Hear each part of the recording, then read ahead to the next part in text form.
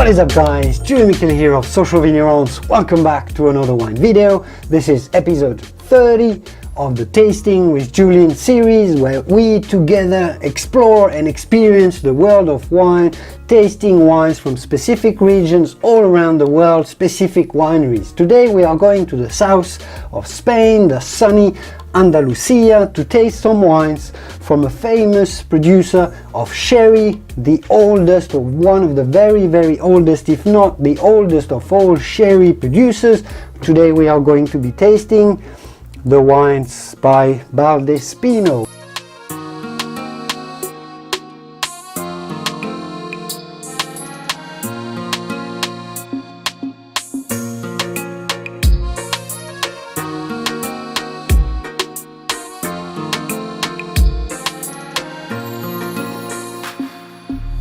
We have three different wines, all sherries. Obviously, from Valdespino we have a Fino sherry, the dry, crisp, pungent, powerful, but still subtle and elegant style of Fino sherry.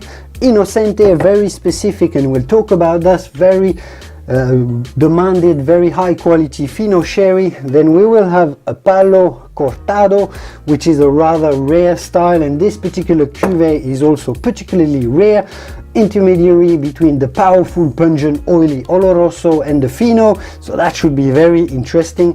And finally we will be tasting a sweet Moscatel, so made out of muscat, but a very refined example, I believe. I haven't tried those yet, except for the Fino Inocente, for a video that I made comparing the style of a Manzanilla, a very popular Manzanilla, and a Fino sherry, explaining what the difference is between those two. But let's dig into those wines. So let's start off with Inocente by Valdespino.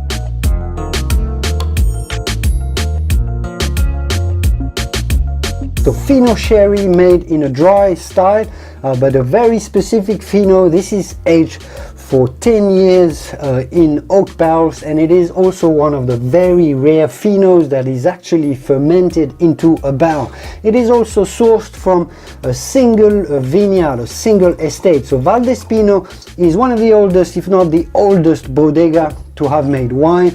The founder back in the 13th century was given some land, and especially vineyards, by the king for helping with the liberation of the Jerez area that was occupied by the Moors, so by the Arabs from the south. And that's when he started back in the Middle Ages, and now the brand has become very established, and it is part of the Grupo Esteves, a very famous and popular sherry house. So Inocente is made from single vineyard because Valdespino owns a lot of vineyards, as opposed to most other sherry houses that buy grapes from local growers. Valdespino owns, I think, about 108 or 200 hectares or something, so it's about 600 hectares. So they really emphasize on the terroir, and they make some very fine, refined products, and they put a lot of effort into making their wine, like fermenting the wine into barrel and aging it for 10 years. So what is the result of all these efforts in selecting the grapes from their own vineyards? You can see that this is a very shiny lemon yellow color, but it's got some goodness from the oak and from the aging underfloor as well. There are some delicate amber hues. As we expect from a Fino, this is a very powerful, pungent style. There's a lot of fennel, there's a lot of walnut, there's a lot of yeasty kind of soy sauce exploding on the aromatic profile.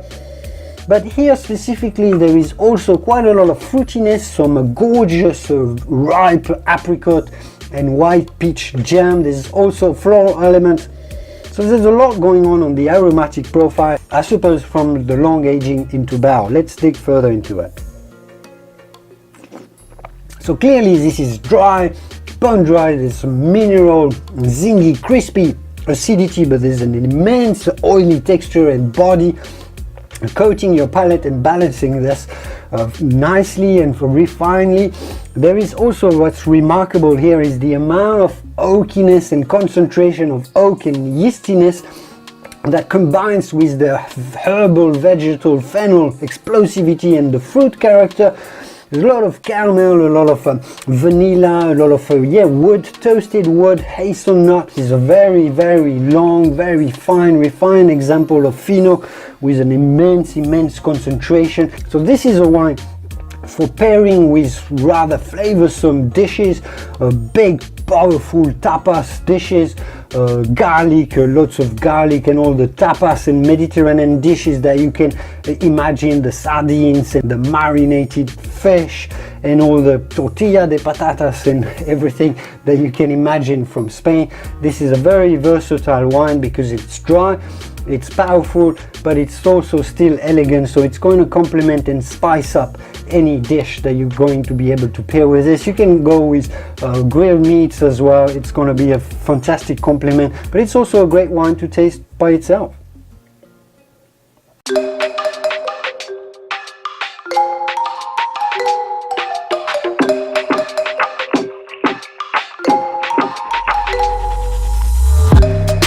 But let's move on to Palo Cortado Biejo CP. This is a rare Palo Cortado, so for those who aren't familiar, I'll let you Google it and look it up what is a Palo Cortado, but essentially this is an intermediary style between a Fino, a dry crisp wine, a floral and a vegetal pungent character as we've seen, that is aged underfloor, and an Oloroso that is a much bigger, highly oxidative caramelized style. This is a rare, actually quite a rare Palo Cortado. This is, I think this ages for over 25 years old, believe it or not, and it is fed in the Solera system, which adds a bit of new wine every year to continue feeding the Solera system and augmenting the richness and the goodness of the wines, but still preserving some of the freshness.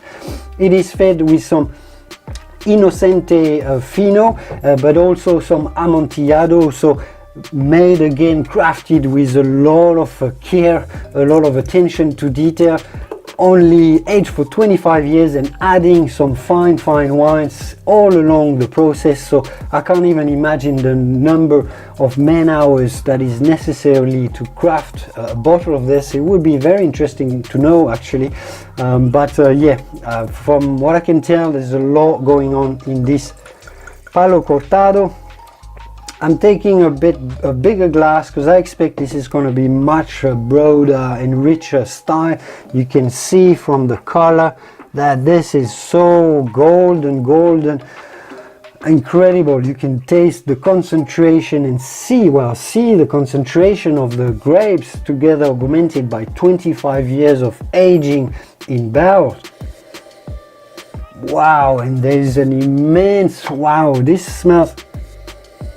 this smells like anything I've smelled before. This is going to be a little hard to describe. There's a honey, definitely honey, rich honey, as well as orange confit peel.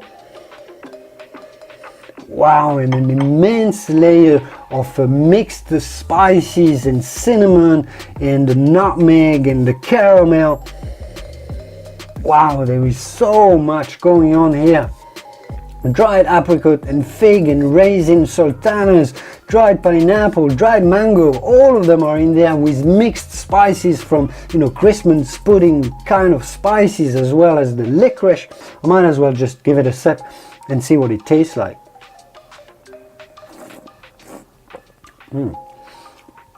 Oh God, it actually tastes much smoother and elegant than I was expecting. I was expecting an immense burst dominated by a lot of vanilla and toasted hazelnut. It actually tastes dry, but the flavors tastes rather sweet and elegant, a bit like a syrup of almond, a bit of a hazelnut and almond liqueur augmented with lots of spices and all the fruit as I was describing, but very elegant, very refined. The layers of flavors are delivered with a great consistency, a lot of composure into the wine. The balance between solid acidity and this oily body, but that is not overwhelming. This is an absolute stunner of a wine.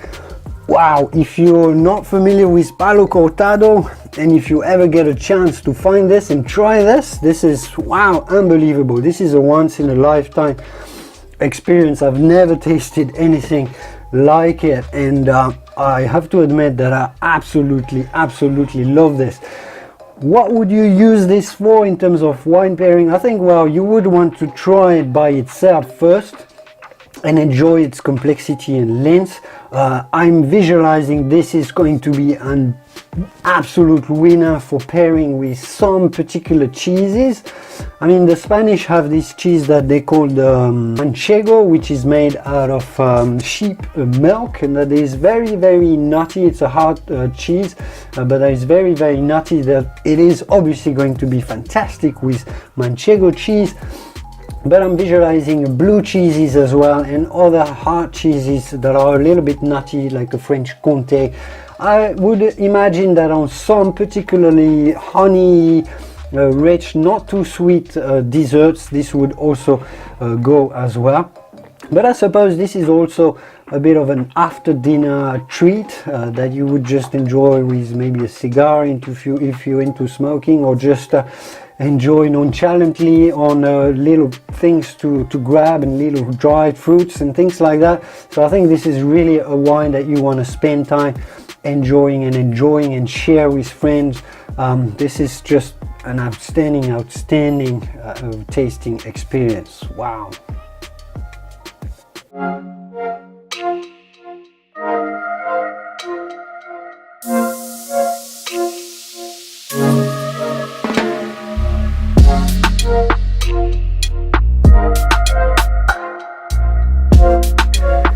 And finally, let's explore what I suspect is going to be more of a sweet style of sherry made from muscat. So the sherry muscats tend to be so concentrated in fruity flavors from the muscat that has so many esters, so many terpenes, so many floral and fruity aromas built into the wine, and that is just generally taken to the next level in sherry from so much aging into wine barrels, and the oaky goodness together with the oxidative character. So let's see what Moscatel Promesa tastes like. It's aged for about 4 years in barrels, but it's aged in barrels that used to contain Amontillado and Oloroso sherries, which infuses some of the goodness from the old wines that have been aged for decades and decades before the Moscatel was put into barrels. You don't want to necessarily age a Moscatel for too long, otherwise it would just lose all the freshness of the fruit character, and I suspect that's why they only go for 4 years, or only 4 years on this. You can see that the color, and I'm already sensing all the goodness of the fruitiness. So made virtually from raisin grapes, and that's where the color comes from. An extremely pungently fruity aromatic expression. It's kind of also a bit like a caramel, herbal caramel lollies as well. There's absolutely a lot going on, but it's all very fruity and imposing to smell at.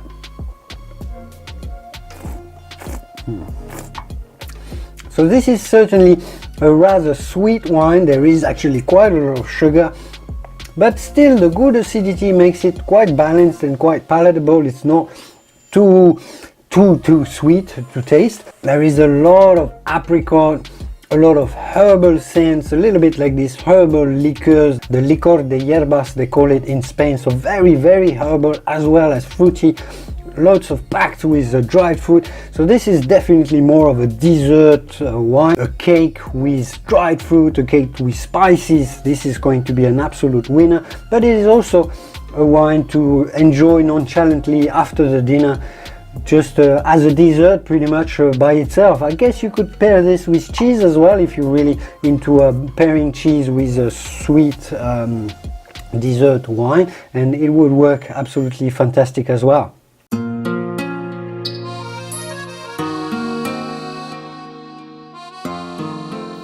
So overall, the range at Valdespino is absolutely stunning, quite mind-blowing. I mean, I'm still recovering from tasting the Palo Cortado in particular, but you can sense from, and I was reading about this, about how they own their terroir, and they really emphasize on the expression of the terroir, which is not that common in Jerez. But you can definitely sense the attention to detail, the love for the products that they put into their range, from the Fino, the Inocente, that is deeper, more complex than a lot of Finos out there. Definitely a fantastic Fino. I mean, and just 10 years old for Fino is quite something. From the Palo Cortado Biejo, which is an absolute stunner, and the Moscatel is not just about the fruitiness, there is depth, there is a lot of concentration, the mixture of spices is just... So anyway, you get the point. The range from Valdespino transports you into a totally different universe, sensations that you've hardly experienced before. If you're familiar with sherry, or if you're a little less familiar with sherry, and particularly if you're not that familiar with sherry, well, Valdespino is definitely a great place to start. If you are into sherry but you haven't experienced these different products, well, I can only recommend them, and I am going to leave it there. I've already spent too long talking about these wines, but it's been such a fantastic experience. I hope you enjoyed the ride. I hope you enjoyed the journey. I hope you enjoyed this episode. I will see you soon in the world of wine. We are going to be continuing exploring more and more wine styles and grape varieties and wineries, and the passion from the vineyards that we love so much. Thank you for watching, and I will see you soon in the wine world.